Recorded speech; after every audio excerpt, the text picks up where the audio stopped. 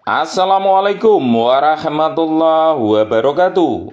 Bersama channel YouTube tutorial belajar bisa resin art.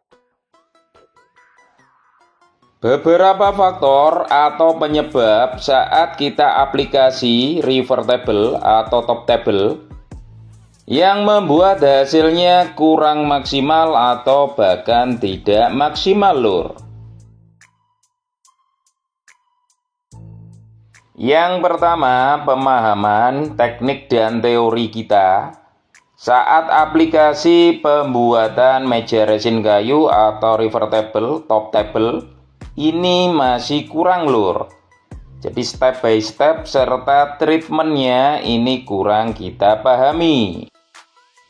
Dan yang paling banyak ini di mixing rasionya, khususnya untuk casting atau cor polyester.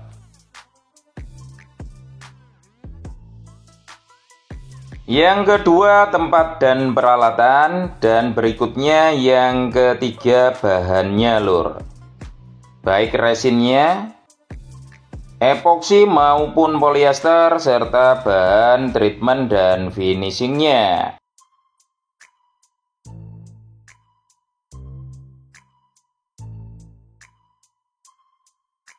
Secara garis besar, yang pertama kita siapkan kayunya. Kemudian kita tata dan kita ratakan.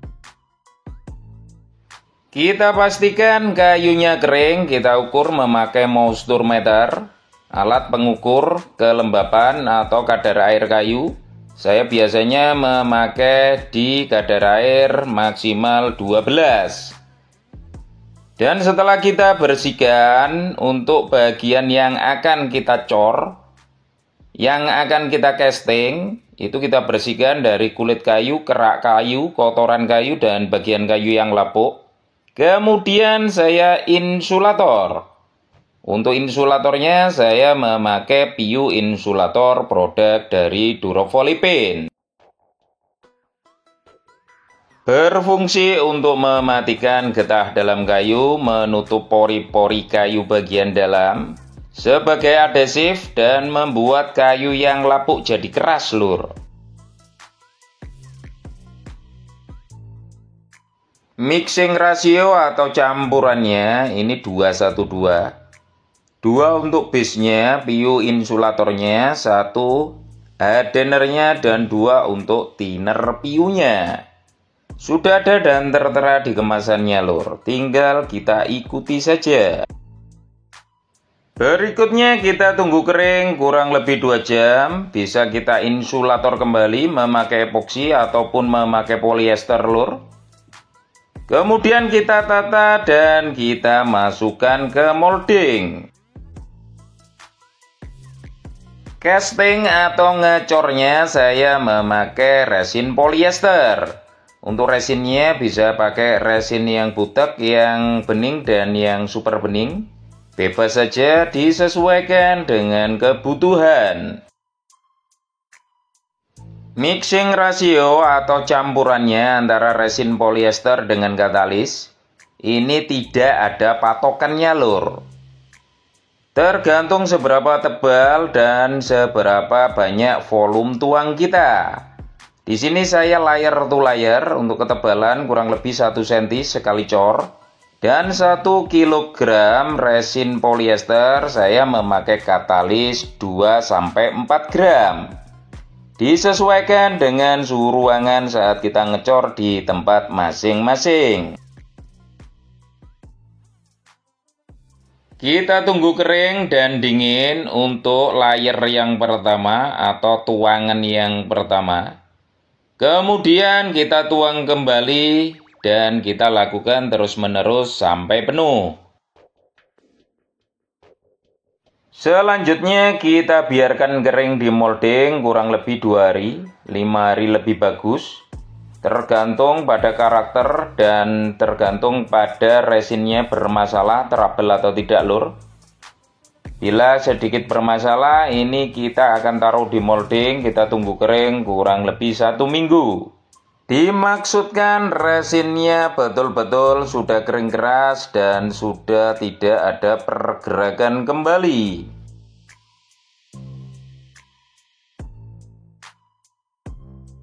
Tahap berikutnya setelah sudah kering dan sudah turun dari molding, kita ratakan, kita serut, dan kita amplas. Kemudian kita insulator kembali.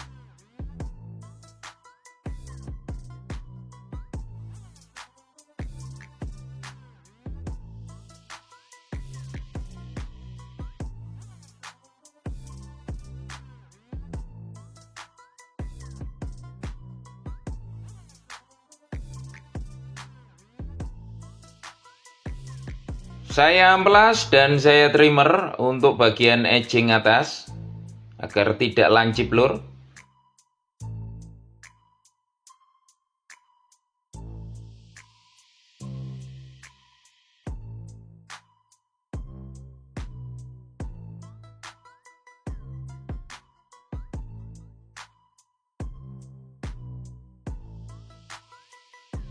Kemudian saya coating memakai epoxy clear coating produk dari Durofolipin juga.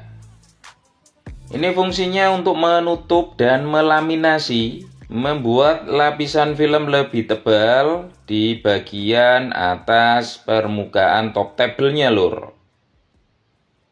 Setelah kita tuang, ini kita torch untuk menghilangkan sisa bubble yang masih ada. Saat masuk time gel atau epoksi sudah mulai mengental, kita buka lakbannya agar epoksi turun ke bagian edging atau pinggiran dari top table. Selanjutnya kita tunggu kering 1 kali 24 jam. Saya amplas kembali, kemudian saya finishing memakai PU akrilik yang varian clear gloss.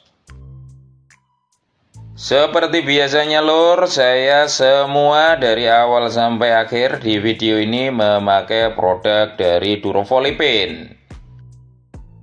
Memakai produk yang lain boleh-boleh saja, lur. Kita sesuaikan saja dengan budget dan kebutuhan. Untuk saya pribadi, saya suka memakai produk yang ini.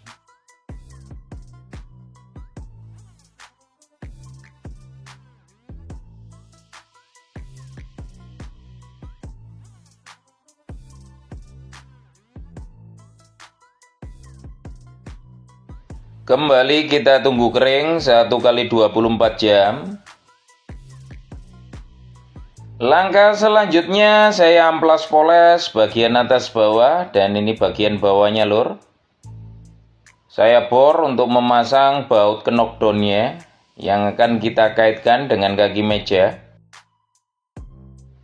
Saya sene atau apa ini namanya, lur. Untuk membuat alur bautnya, mur baut knockdown atau sering disebut mur baut nanas.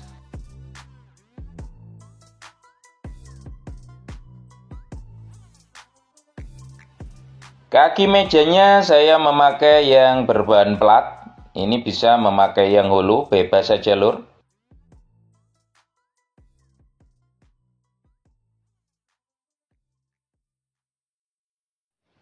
Proses amplas poles, untuk amplas terakhir saya memakai amplas dengan grade atau nomor yang 1000. Dan untuk obat polesnya saya memakai Menzerna yang 1000, 2400 dan yang 3800.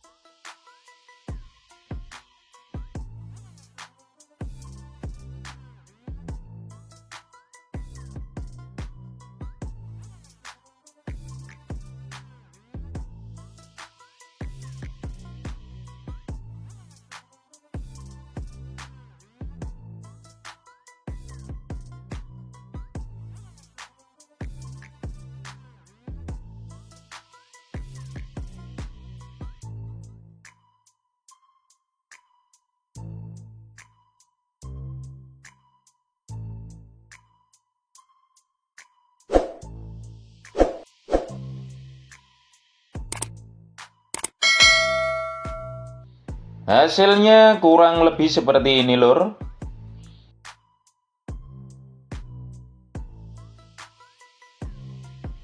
Bila ada kurang maksimalnya lur, misalkan itu terjadi di bahan, baik resin polyesternya maupun epoksinya, hal ini sudah di luar nurul lur, di luar kemampuan kita lur.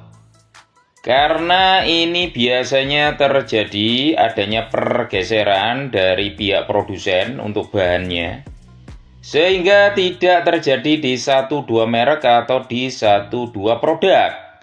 Jadi bisa di polyesternya dan di epoksinya dan rata-rata semuanya sama lur. Biasa terjadi dan kronologis ini sering terjadi beberapa waktu. Karena memang Indonesia belum bisa membuat resin sendiri lur. Minyak goreng dan beras kita juga masih ngimpor kadang. Dan tidak lama biasanya akan kembali stabil. Mungkin cuman lur ya. Bahannya lagi kosong diganti yang 11-12 yang menyerupai yang mirip, yang kualitasnya hampir sama. Bila bagus ya tentunya akan lebih bagus. Bila rekan-rekan, teman-teman, dulur-dulur semua ada yang mungkin lebih tahu tentang formulasi dan bahan untuk bahan yang dari resin, baik epoksi maupun polyester dan seterusnya, boleh isi kolom komentar untuk sharing yang membangun agar lebih bermanfaat dan kita semua berwawasan lebih luas lur. Setahu saya sementara ini seperti itu lur yang saya rasakan. Dan karena saya bukan orang kimia lur yang ngerti formulasi dan bahan. Waduh, lah kok mendung udan lur. Nah ini kita masukin saja saat di dalam ruangan seperti ini.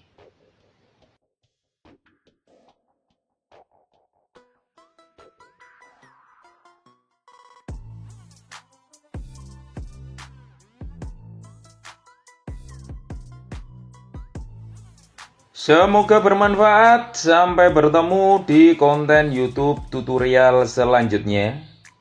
Dan salam belajar bisa.